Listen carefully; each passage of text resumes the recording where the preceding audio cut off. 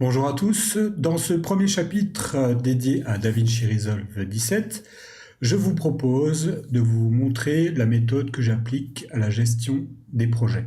Nous allons voir ensemble la database, les moyens de sauvegarde et les moyens disponibles pour archiver nos projets.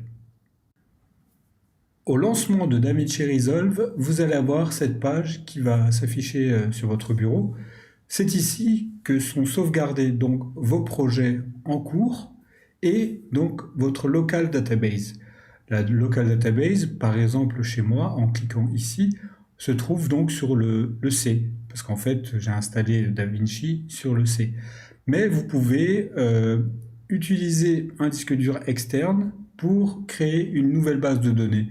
En général, cette nouvelle base de données peut être créée tous les ans ou pour un nouveau client pour lequel vous allez travailler régulièrement. Donc vous allez pouvoir sauvegarder tous ces projets-là. Ici, donc, nous avons la possibilité de sauvegarder la base de données et de la restaurer. D'accord? Donc là, par exemple, on va sauvegarder cette base de données. Il suffit de cliquer sur sauvegarder base de données. Je vais aller sur mon disque. Donc là, j'ai un disque dur externe. Voilà. Je vais donc dans DaVinci et je vais la sauvegarder ici. Local database. Voilà, je fais enregistrer. Tac. Voilà, bon, ça va prendre un peu de temps, ça dépend de la taille. Donc je vais sauvegarder la base de données. Voilà. Alors en général, il faut savoir que une base de données ne contient pas vos médias, d'accord? Ne contient pas donc les fichiers vidéo. Il contient en général donc là les timelines et puis aussi les captures d'écran et tout ce qui est projet, en fait, ce que vous avez créé comme projet, quoi. Voilà. Donc, voilà concernant la base de données. Alors, vous pouvez aussi créer une nouvelle base de données. Par exemple, là, je vais créer une nouvelle base de données. Donc, ici, dans cette fenêtre, vous pouvez donc connecter une base de données. Si maintenant vous avez exporté votre base de données sur un disque dur externe et vous voulez l'utiliser sur un autre PC, vous pouvez connecter votre base de données. Et là, on va créer donc la base de données. Alors, je vais faire un petit... Alors, base de données test. Tac. Voilà. Je vais chercher donc ici en cliquant sur l'emplacement, l'endroit où je vais mettre ma base de données. Je l'ai mis sur une clé USB. Hein. Donc là, je vais créer une nouvelle base de données sur ma clé USB juste pour vous montrer un peu comment ça fonctionne. Je vais l'appeler test, base de données, hop, base de données. Voilà. Je vais sélectionner donc ce dossier. Chemin d'accès, oui, il faut peut-être créer un chemin d'accès, autant pour moi. Donc je vais créer un dossier, base de données. Voilà, tac, et là, je sélectionne le dossier. Et donc, je vais créer la base de données. Elle va s'afficher à gauche. Alors, la création de base de données, moi je l'utilise franchement rarement. Hein.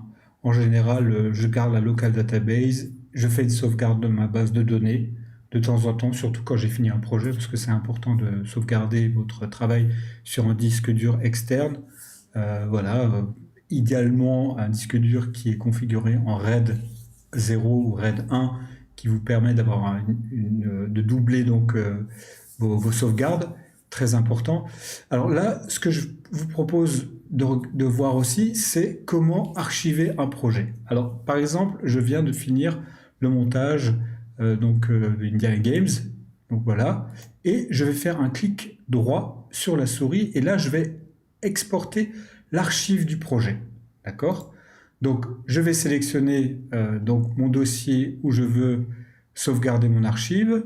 Alors je vais la sauvegarder toujours sur ma clé USB, voilà, je vais l'appeler archive. Alors vérifiez bien que vous avez suffisamment d'espace sur votre disque, parce que là, au niveau des archives, ça sauvegarde vraiment toutes les données. Donc je peux choisir fichier, rendu, média proxy. Vous pouvez donc sauvegarder tout le contenu de votre base de données, enfin de votre projet au niveau de l'archive. Donc je vais cliquer sur archive, voilà, enfin OK. Voilà, donc il va copier les fichiers médias et il va les mettre sur mes clés USB. Donc l'archivage, c'est aussi important pour bien sûr garder votre projet sur lequel vous avez travaillé et sur lequel vous savez que vous allez revenir, ou si un client demande une modification quelques mois après, vous pouvez donc simplement récupérer l'archive que vous avez effectuée.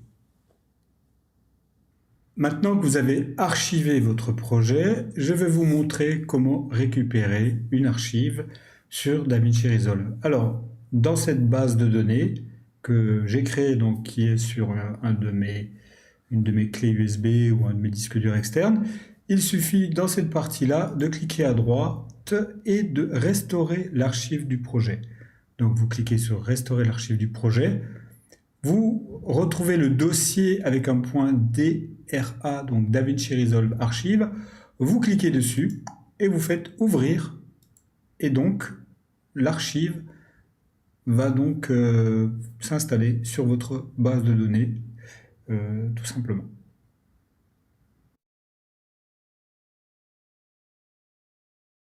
Donc là, je vais vous montrer les différents réglages que j'effectue donc, au lancement d'un nouveau projet. Ou si c'est la première fois que vous lancez DaVinci Resolve, je vous conseille d'aller dans les préférences, ici. Voilà. Et dans les préférences, vous allez donc pouvoir gérer la mémoire de votre configuration et tout ce qui concerne le GPU. Alors dans la version gratuite, vous ne pouvez pas utiliser plusieurs GPU, mais dans la version payante, donc Studio, vous allez pouvoir allouer plusieurs GPU pour pouvoir augmenter la puissance de calcul et des rendus du logiciel. C'est ici aussi que vous pouvez allouer l'espace de la mémoire, donc de la RAM. Comme vous le voyez, moi j'ai que 8 Go. Je vous conseille d'avoir au minimum 16. 8, c'est vraiment limite. Là, c'est simplement pour vous montrer donc, le logiciel. Hein. Voilà. Donc ici, dans le système, vous avez aussi donc, les espaces de stockage. Donc c'est donc le Media Storage. Donc c'est là où vous allez avoir vos médias qui vont être sauvegardés. L'option de décodage, alors ça c'est un menu que j'utilise pas en fait. Bon, je laisse cocher utiliser les GPU pour les RAW Blackmagic. Bon, j'ai pas de RAW. Vous pouvez donc vous laisser tel quel. En général, moi je touche à rien. Ici, vous avez la partie donc gestion donc de vidéo audio. C'est ici que moi je l'utilise pour la partie audio quand vous avez plusieurs cartes vidéo, ou par exemple là, moi j'utilise VoiceMeter pour donc enregistrer avec OBS. Donc là, j'ai dû sélectionner VoiceMeter. Et voilà, donc sinon je touche à rien. Plugin vidéo, j'en ai pas. Donc c'est pour tout ce qui est plugin, vous pouvez les activer, les désactiver. Plugin audio, j'en ai en fait des plugins audio qui sont donc répertoriés ici. Et vous pouvez donc ici les ajouter ou les supprimer. Tout ce qui est plugin audio sous DaVinci. Panneau de contrôle, j'en ai pas. Vous pouvez le sélectionner au cas où.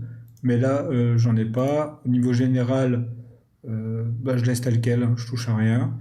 Internet account, là vous pouvez lier donc vos comptes YouTube, Vimeo et autres pour tout ce qui est envoi des vidéos que vous voulez mettre en ligne une fois que c'est terminé en export. Et dans les options avancées, là pareil, je ne touche à rien. Ça c'est plutôt pour du codage. En général, je ne touche à rien. Dans la partie utilisateur, il y a donc l'interface. Ici, donc vous pouvez changer la langue. Moi, je suis en français. En général, je ne touche à rien d'autre.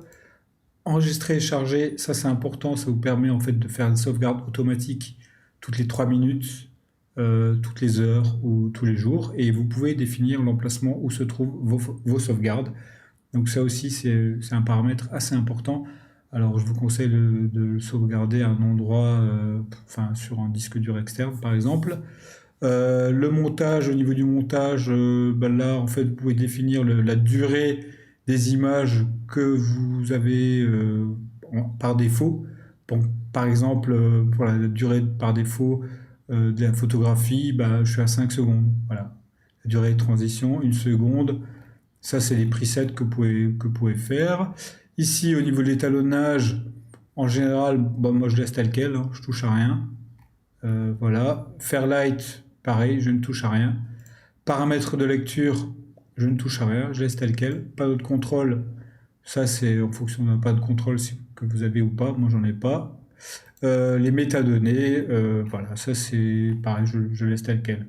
Donc, voici donc les menus donc, que vous pouvez trouver dans les préférences. Et nous allons voir par la suite donc l'autre menu pour tout ce qui est paramètres du projet.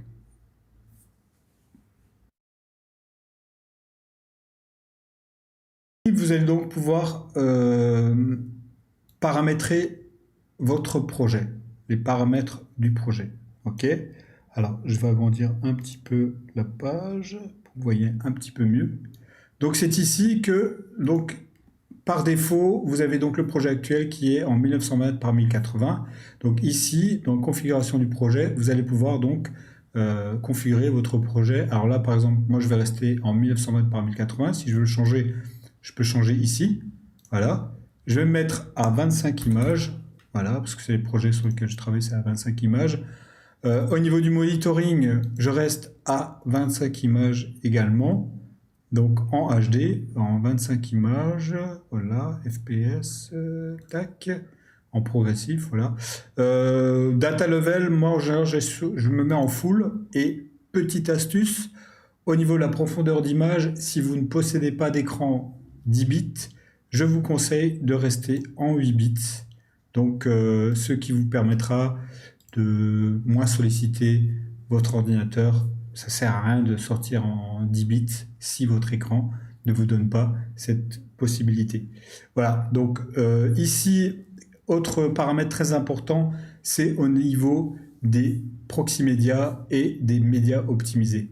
C'est ici que vous allez pouvoir choisir la qualité et donc la qualité des médias proxy que vous allez utiliser ou pas dans votre projet. Alors, la différence entre médias optimisés et proxy médias, pour moi en tout cas, ce que j'ai compris, c'est que les médias optimisés sont des fichiers qui vont être beaucoup plus lourds, car en général, sur une caméra, on va dire grand public ou non professionnelle, les vidéos sont très compressées en MP4 en général, donc c'est des codecs qui sont très compressés, ce qui fait que sur un ordinateur, c'est plus difficile à travailler en fait. Donc les médias optimisés, c'est des médias qui sont donc décompressés, mais beaucoup plus lourds. Alors moi je vous conseille d'utiliser les médias optimisés si derrière vous allez avoir beaucoup de travail d'étalonnage ou d'incrustation ou voilà, un gros travail d'étalonnage. Je vous conseille d'utiliser les médias optimisés dans une qualité raisonnable. En général, sur les médias donc optimisés, enfin, je prends donc du SQ ou du HQ, voilà, je me mets en SQ. Et là, vous pouvez donc diviser par 2 la résolution. Si vous tournez en 4K, vous allez être en HD, voilà, plus ou moins. Donc pareil pour les proxy médias, moi je me mets en demi et je choisis la qualité, je me mets en HQ par exemple, voilà. Donc les proxy médias, c'est des fichiers beaucoup plus légers donc, que les médias optimisés. Et c'est aussi des fichiers qui sont utilisés en général pour tout ce qui est travail à distance. Vous allez pouvoir envoyer ces proxys à un collaborateur ou voilà, un monteur ou quelqu'un qui va s'occuper de l'étalonnage. Alors attention quand même parce que la qualité peut être vite détériorée. Au niveau de l'étalonnage, en général, moi je reste plutôt, si vous voulez travailler sur l'étalonnage, les proxys, c'est pas forcément ce qu'il y a de mieux, car ça réduit quand même beaucoup la qualité, et dans l'étalonnage, on a besoin quand même d'un petit rendu. Donc c'est un compromis à choisir, à faire, et c'est un choix que vous allez faire par la suite. Donc en fonction des tests que je vous propose, enfin que je vous invite à faire, faites des tests au niveau des médias proxy, au niveau des médias optimisés et des proxys pour voir la limite de ce qui est tolérable en termes de qualité et le compromis par rapport au poids du fichier. Donc voilà, donc c'est assez important. Alors ici aussi, vous avez le dossier de travail. Donc c'est ici que vont être stockées vos données. Donc pour les proxys. Alors vous avez vu que je suis pas la base de données, je l'ai créée sur un disque dur externe ou une clé USB. Pourtant, mon dossier de travail, il est toujours configuré comme au départ. Donc c'est ici que vous allez donc bien choisir les dossiers où se trouvent vos fichiers et puis les images de référence, les galeries et les proxy médias. Donc assez important de les configurer ici au départ. Donc là par exemple, je devrais le mettre sur où se trouve ma base de données, quoi, ou sur un disque dur. Ou sur un SSD en particulier, c'est aussi intéressant et important si vous pouvez avoir la possibilité de les sauvegarder sur un SSD, c'est mieux, quoi. Enfin, travailler sur les SSD. Bref, j'espère être assez clair. Ensuite, pour la mise à l'échelle des images, moi en général, je garde mise à l'échelle sans renier l'image. Donc c'est important, si vous avez un projet en HD et vous avez des images en 4K, DaVinci va automatiquement vous mettre les fichiers, donc la résolution, en HD. Voilà. Mais vous allez pouvoir zoomer dans l'image et avoir aucune perte. Donc moi, je reste en mettre à l'échelle sans renier l'image. Voilà. Ok. Résolution différente. Voilà. Justement, mise à l'échelle sans renier l'image. Ok. Donc ça, c'est bon. Gestion des couleurs, ici vous avez donc le DaVinci, moi je reste tel quel, voilà, en Rec 709. Voilà, alors je crois qu'il y a des ajouts par rapport à DaVinci Resolve 17, quoi. Je reste en 709 en gamma 2.4. Voilà, pour le reste je ne touche pas. Voilà, ici vous pouvez importer des luttes, ça je vous montrerai une autre fois. Option générale. En général, je ne touche à rien ici. Il y a des petits trucs ici à l'étalonnage qu'on peut peut-être modifier, mais je ne vais pas vous parler d'étalonnage dans cette vidéo. Caméra RAW, bon ça c'est quand vous utilisez du RAW, c'est pas le cas. Paramètres de capture et de lecture. Alors pour la capture, alors ici pour la capture et lecture, bon, en général ça je touche pas parce que je fais pas de capture directement. Enfin, je récupère les fichiers directement donc sur des disques durs. Le sous-titrage, vous pouvez changer la taille et tout. Et Fairlight, c'est aussi une partie que je ne modifie pas. Donc voilà, en gros, comment configurer et comment gérer un projet au lancement avant de démarrer quoi que ce soit. C'est la configuration que je vous propose. Si vous, de votre côté, vous avez vu une erreur ou vous faites les choses différemment, n'hésitez pas à le partager en commentaire. L'idée de ces vidéos, c'est de voir un peu comment on travaille. Peut-être que moi, j'ai des petits réglages qui sont peut-être pas efficaces ou des choses que je ne fais pas. En tout cas, n'hésitez pas à commenter la vidéo et puis je me ferai un plaisir de vous répondre. Voilà. Merci d'avoir regardé ce premier chapitre. Je vous dis à bientôt pour la suite des vidéos dédiées à DaVinci Resolve 17.